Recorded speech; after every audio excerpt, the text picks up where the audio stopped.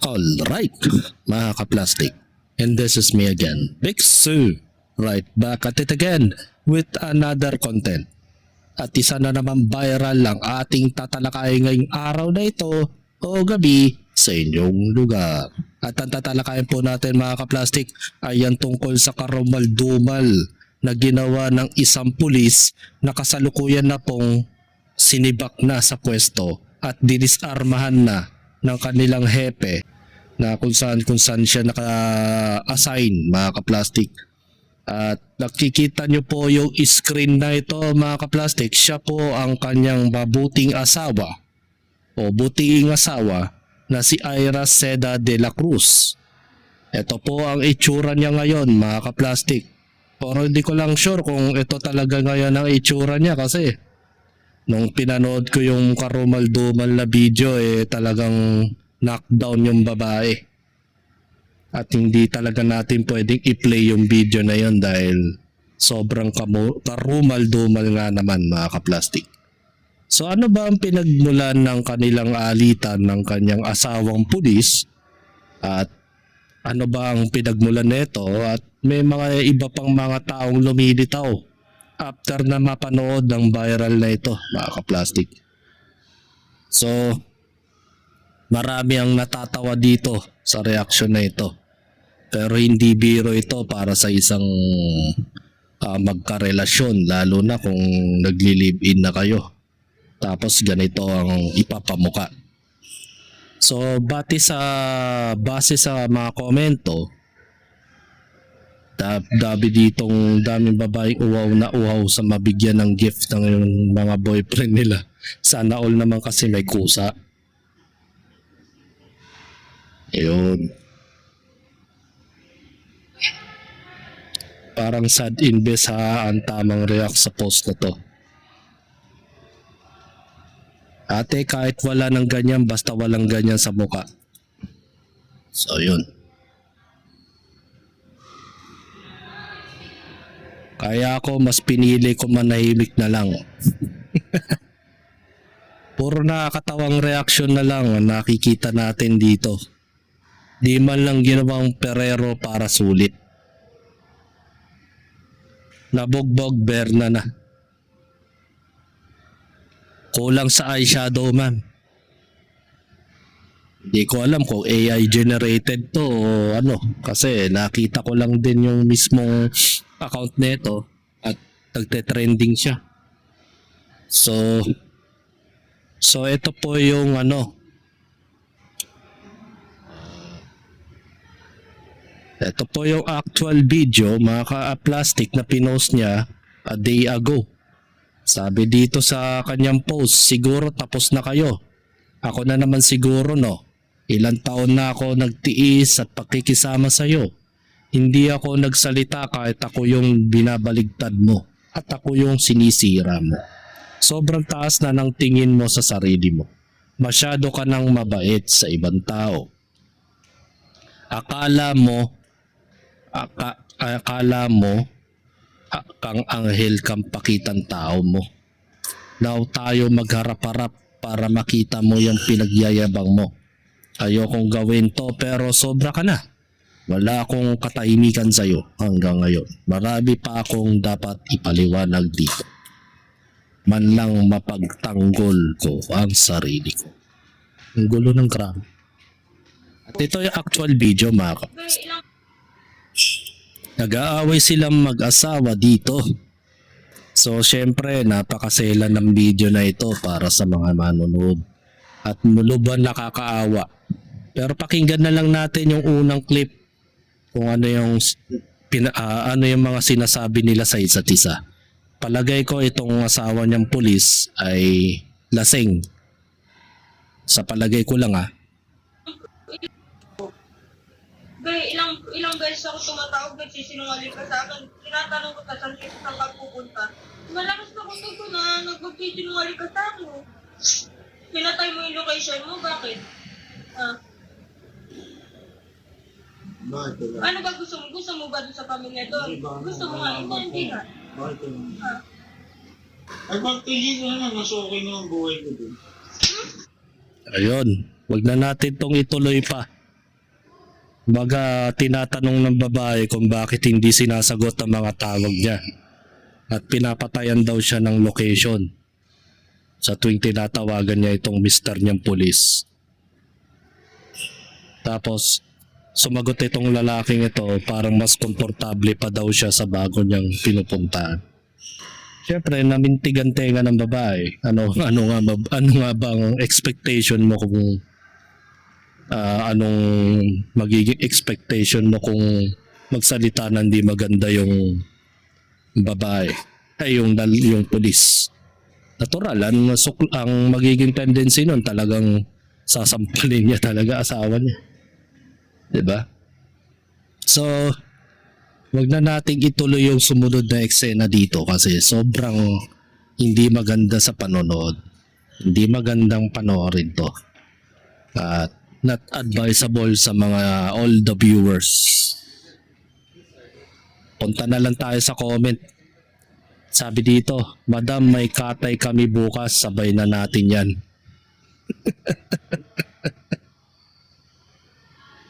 Ang dami nang gigigil sa pulis ha.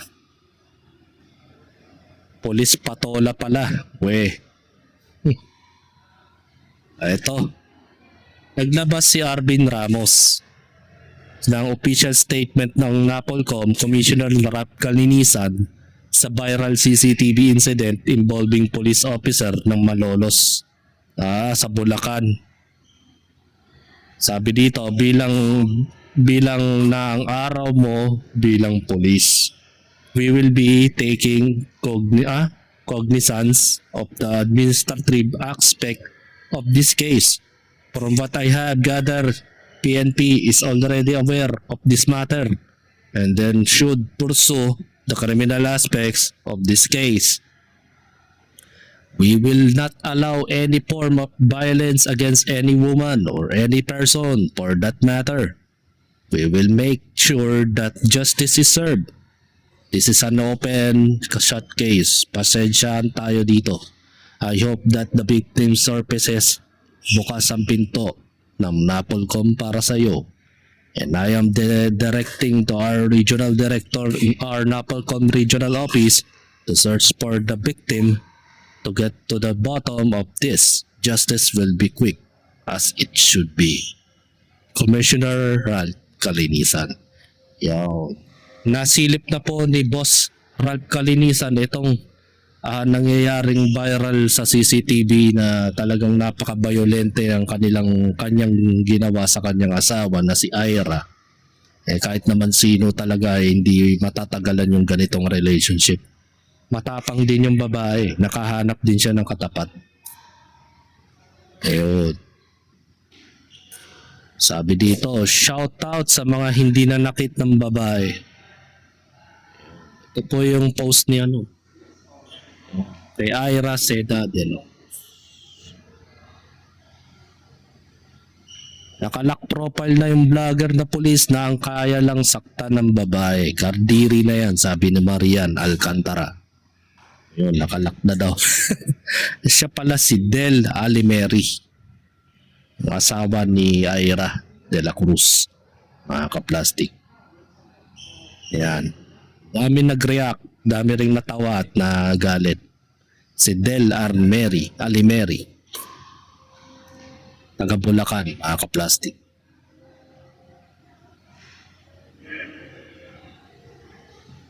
Di mananakit ang babae ng walang dahilan, lalo na pinagkukutuban yan si partner niya. Girl instinct, ika nga. Gaya nga na sinabi doon sa video kanina, malakas daw ang kutob niya kapag ganito ang mga reaksyon o yung mga kinikilos ng kanilang asawa. So it's totoo yan.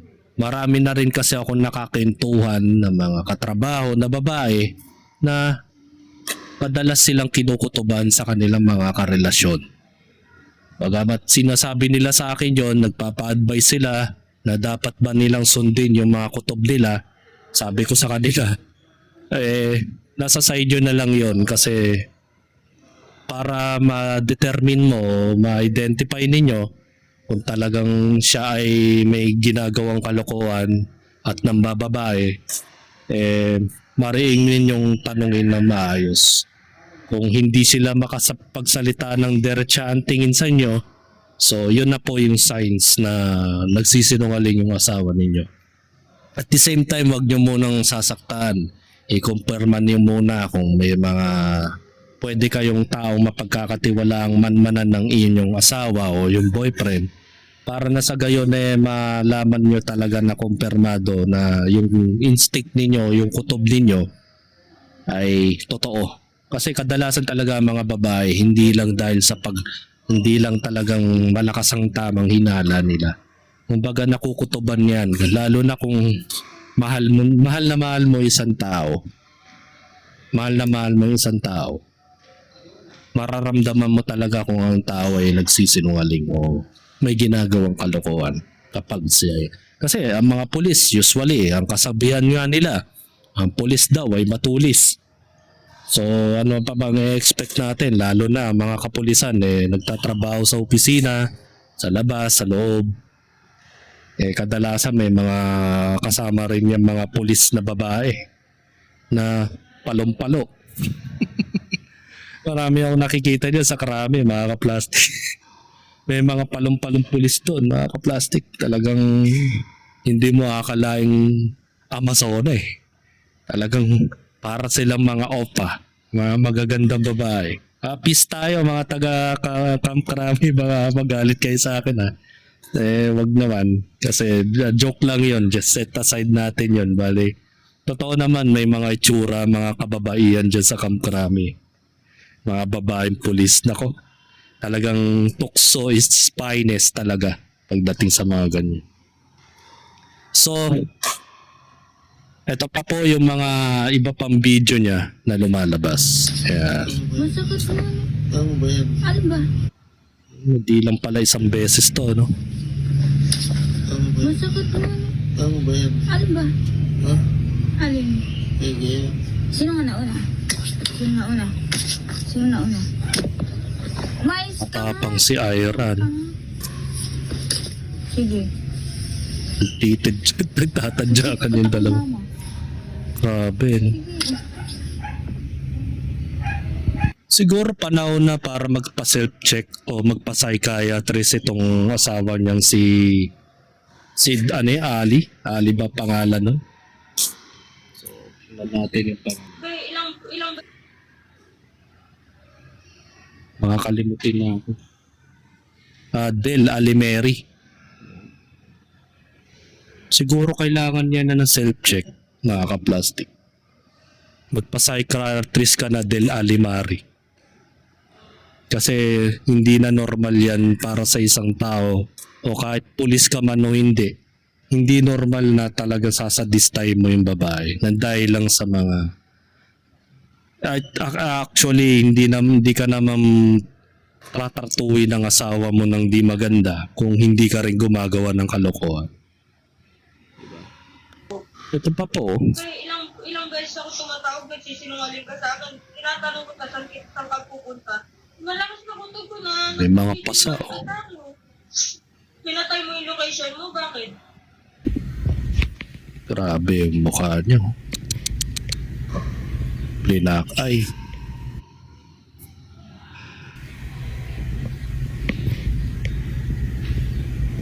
Ayan yung mga itsura niya. Iba rin ang katawan ng babae, no? Nakita ko nga sa video, talagang tumba siya, knockdown.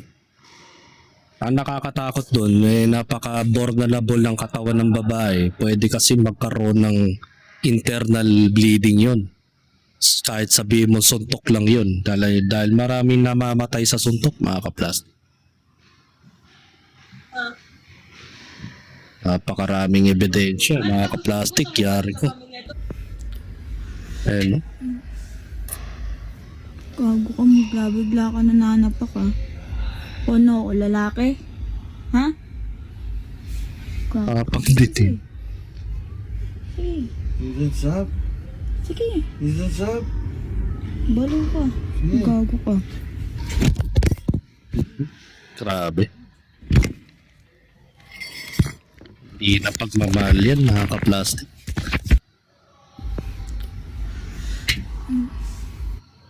Kawawang kawawa, no?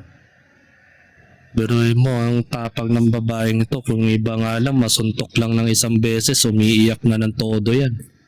Pero ito, lumalaban. Siguro Batanggenya to. Gago ka, bigla-bigla ka nananapak ah. Sabi nga dito sa comment ni Bennett Ano ako, noon, lalaki? Ha?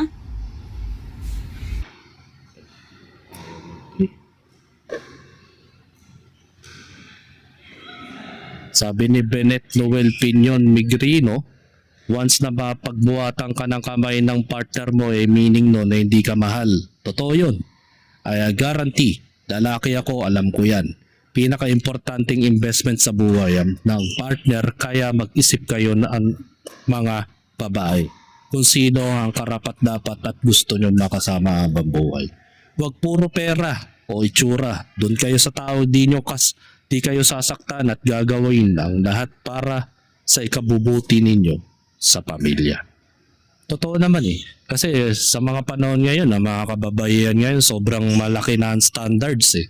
Kapag nalaman na nilang wala kang masyadong magandang hanap buhay, mababasted ka talaga. Mabablock ka pa sa Facebook, mga kaplastik. Talagang kung ano-ano ng mga pangit na reaksyon ng ipapataw sa'yo ng babaeng gusto mo, kasi nakikita nila na ordinaryong tao ka lang na walang narating sa buhay at isang simpleng minimum wage earner ka lang, kaya hindi ka papatulan. The same time, gagawang ka pa ng masamang kwento niyan. Baka di natin alam kung ano sinasabi niya sa mga kabarkada niyang babae o sa ibang mga kaklose nilang lalaki na sasabihin nila baka minamanyak niyo daw sila o ginagago mo sila o something na hinaharas mo sila, ganon. Ganon kasi ang mga utak ng mga babae ngayon kapag hindi ka gusto. Ang mga feedback nila is masasama na. Samantala yung mga nagustuhan nilang lalaki like yung pulis na yan, kabaligtaran ng expectation nila. Sinasaktan na sila ngayon. Diba? Nakakaawa. Ganon talaga. Yan ang pinili nilang landas ng buhay.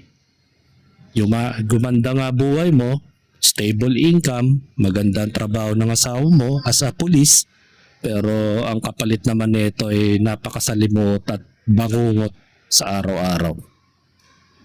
Nakakaawa. So yun lang naman ang isa sa mga post niya na nakikita natin. At ito pa nga, mayroon pa nga dito, nagpe-facial treatment siya.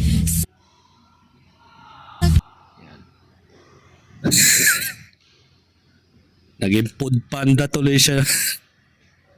Hindi, danaan. Baga ang tapang pa rin ng babae, no? Kahit na talagang tad-tad na ng black eye sa mukha. So, comment na naman. Sarap ng tamis ng pagmamahal. Panay manifest, totoo pala. So, yun.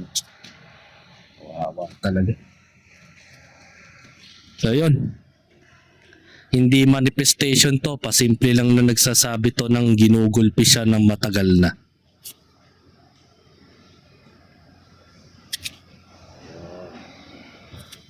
Yun. Matagal na. Talagang totoo naman. Hindi yan na parang wini-wish niya o minamanifestate niya yung mga nangyayari sa buhay niya. Sabi pa nga ni Jeric kala ko patay ka. Grabe ka na ba sa patay? Baka pa lang, baka dumating pa lang yung araw na yon, mga kaplastik. Nakakaawa siya, no? Pero ganun talaga, kapag mataas ang standards ng babae, talagang ganito ang kinahinatnan. So,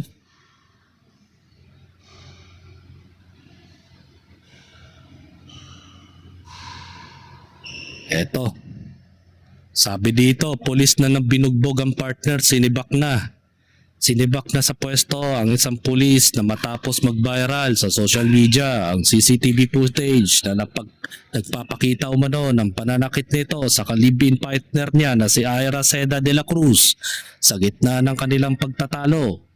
Sa video, makikitang nauwi sa pisikalan ang insidente hanggang sa bumagsak ang babae sa sahig. Ayon kay De La Cruz, matagal nang umano niyang tinitiis ang pananakit umano ng pagbabaligtad ng kwento laban sa kanya bago niya inilabas ang video sa publiko. Samantala, ayon sa Malolos City Police Station, tinanggal na sa pwesto ang nasabing pulis habang nagpapatuloy ang investigasyon. Kasalukuyan din itong nasa holding unit at kinumpiska na ang mga kanyang armas bilang bahagi sa seguridad at proseso ng kaso. So yun, nakakapanghinayang na yung pinaghirapan mo ng 4 to 5 years sa kursong criminology ay mawawala lang in just one click, in just one mistake. Kagaya na lang nito, ang pananakit sa asawa ay hindi yan natural na kagaya ng ginagawa ng mga tao nung panahon ng 80s and late 90s na kapag binubugbog ang asawa nila ay tawag doon ay pagmamahalan o konfrontasyon. Hindi na po uso yan dahil ngayon umiiral na naman sa Pilipinas yung batas na yan, lalo na number 1 na kaso is bawsi, di ba? Tapos ikaw, sasayangin mo lang yung mga pinag-arapan at pinag-aralan mo sa kursong criminology nang dahil lang sa ugali mo. Diba? Hindi ka naman sasaktan ng asawa mo kung wala kang ginagawang kalokohan. Dahil may mga history na pala siya. So panoorin natin yung basahin natin yung kanyang post bago ang nangyari sa kuna.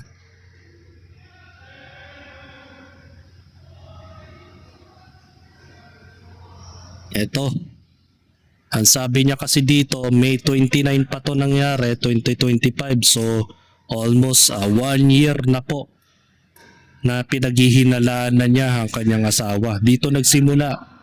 Accidentally kong nabuksan ang account ng asawa ko and I saw the message, may kausap siyang ibang babae at nakita ko sa combo, ang sabi niya, ang sarap mo. Kailan kaya kita matitikman?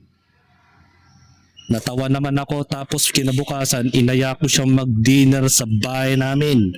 Nagluto ako ng masarap na pagkain. Ang laki naman kasi ng karneng nakuha ko, alangan namang masasayang lang, di ba? So habang kumakain kami, sabi niya, "Love, ang sarap naman nito. Saan mo nabili yung karne?"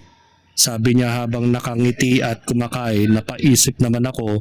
Tapos sinabi ko, "Ha? Anong binili? Hindi ko yan binili. Sabi mo kasi gusto mo tikpan yung babaeng kausap mo, di ba? Kaya yan, ako na ang gumawa ng paraan. Ano, masarap ba?" "Magpakasawa ka. Marami pa rito," sabi ko habang nakangiti sa kanya na parang masusuka na. Natatawa ko kasi nandun na yung ulo ng babae sa kaserola na pinakuluan ko. Kinompronta niya, ginawan niya. Grabe, no? Malupit talaga tong asawa niya, no? Gumawa ng paraan para kumain pa sila ng karne.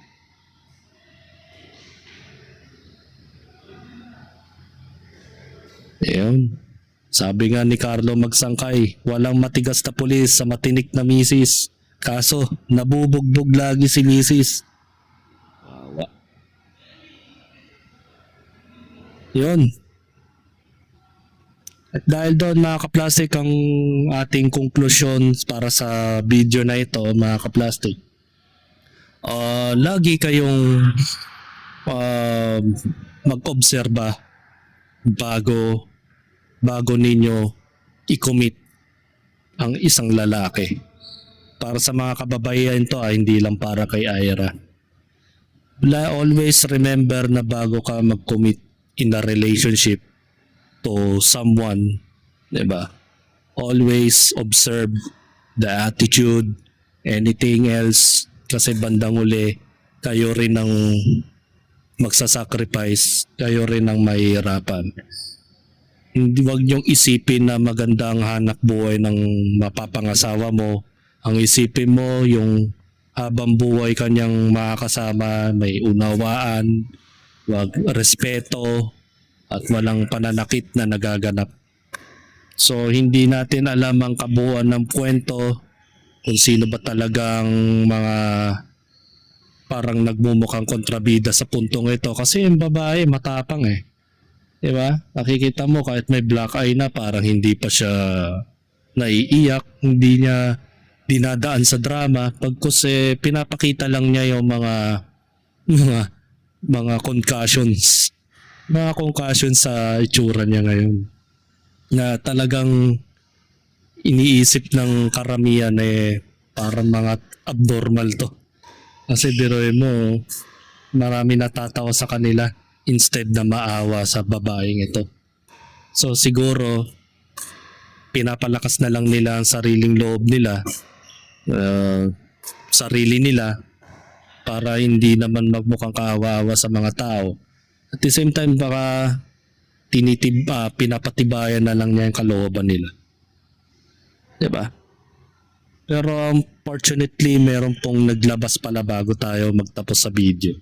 May isang lumantad na social media netizens na nagngangalang Crystal Padilla, mga kaplastik. So, basahin po natin. Pinakinggan na ang itaas ng dasal ko na sana dumating ang araw na ibagsak ka ng matindi dahil sa dami mong kagaguhang ginawa sa mga tao, lalo na sa mga kababaeng sinira mo ang buhay. Sobra kong magmanipula, mambabae, pagpabiktim, manggamit, manakit, mangbaligtad at lahat ng pag-ugali ng isang satanas, lalo lahat sinalo mo. Ibang klase ka boy, hindi man sa akin nagmula ang karma mo, laking pasasalamat ko na naitapat ka sa babaeng magpapabagsak sa iyo. Nakahanap ka ng katapat, malas mo, sana lang makarating sa iyo na masarap na ang tulog mo ng mga binugbog mo at kinupal mo ng sagad. Hindi talaga nakakatulog, hindi talaga natutulog ang Diyos. So ito yung post ni Crystal Padilla, mga kaplastik. Yan ay matapos nakita niya sa social media yung nagba-viral na CCTV at nakita niya na yung kanyang ex-boyfriend na si Del Alimaro ay binubugbog na naman yung kanyang bagong karelasyon, which is si Ira de la Cruz. Kaya yun, nalaman niyang nasibak sa pwesto itong hinindorotot na nilalang na si Del, ayun, justice served nga naman daw. At hindi lang pala isa, kundi marami na po palang babae itong si Del. Nagpapasalamat daw siya. Sabi dito, Del Alimeri, Almar Jerome de la Cruz, ito pala yung kasabihang don't take revenge, let karma do this job. Ang ganda ng gising ko. Ay wait, parang gusto kong maki-hype. Dami ko namang ebidensya. Pwede kaya yun pagdagdag sa kaso niya? Siyempre, of course. Pwede yun ipandagdag sa kaso. Kasi naagrabyado ka eh. Depende na lang kung magsasampa ka ng kaso. Diba? Kung hindi ka magsasampa ng kaso, edi wala rin. Mas maganda yon kasi may ebidensya na, tas maglilid ka pa. So, mas bibigat yung parusa sa kay Del. Pambubugbog, pambababae, paninira, pagbabaligtad, talagang iisa lang ugali ni Del, no? Lupit. Nambubugbog, nambababae, naninira, nambabaligtad. Talagang ugali ito ng mga taong kagaya ni Norman Mangusin. Mahilig mambaligtad, mahilig manira. Hindi nga lang nambubugbog si Norman. Kumbaga, verbal abuse nga lang si Norman. Ayan. So, huwag na nating basahin lahat. Sobrang dami. Meron pa nga dito si Dana Agustin, isa sa mga nabugbog at na baligtad daw sa kwento. Mga kaplastik, sabi ni Dana, naiiyak na naman ako. Naalala ko na naman ang nangyari sa'yo kapag sinusundo kita dyan kay Almar. Para akong nagnanakaw ng kapatid, may takas ka lang. Salamat sa Diyos, nabigyan din ng hustisya lahat ng ginawa sa iyo o sa ibang tao. So yun. nagkaroon na ng kaukulang hustisya itong mga taong naagrabyado ni Del Alimari. So, talagang may karma nga naman talaga. So, yun. Doon na po magtatapos ang ating content. At kasalukuyan na pong nasa kustodiya na Napolcom itong si Del. Inohold na po yung kanyang kaso. So, moral lesson ito sa mga kababay. Huwag masyadong mataas ang standards. Yun lang. Napaka-simple lang. Kaya kung magkukumit kayo in the relationships, make sure na talagang hindi tarantadong nila lang mga katuluyan ninyo. So, yun na. Hanggang dito na lang ang aking opinion. And this is me again, Big Sue. Lagi nagsasabing, ang mga plastic ay patagal mabulok dahil ang mga plastic ay toxic. Kaya, what's up mga ka-plastic? This is Combid, commentary video ng video live stream. Signing out. Alright. Mga ka-plastic, kung nagustuhan nyo ang aking video, isubscribe nyo lang ang aking channel. At the same time, i-hit nyo rin ang notification bell at yung all para ma-notify kayo sa aking susunod ko pang video sa aking YouTube channel. Maraming salamat po mga ka-plastic.